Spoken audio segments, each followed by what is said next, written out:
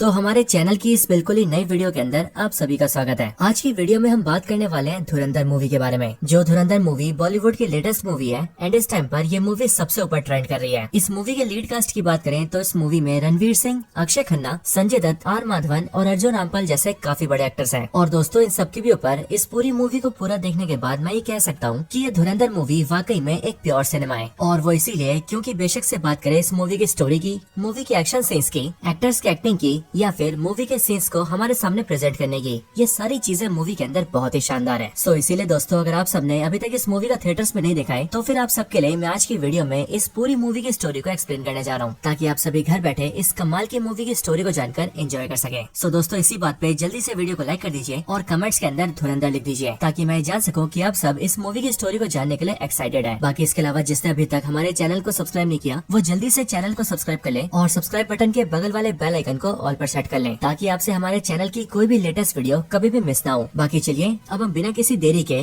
आज की इस कमाल की वीडियो को स्टार्ट करते हैं।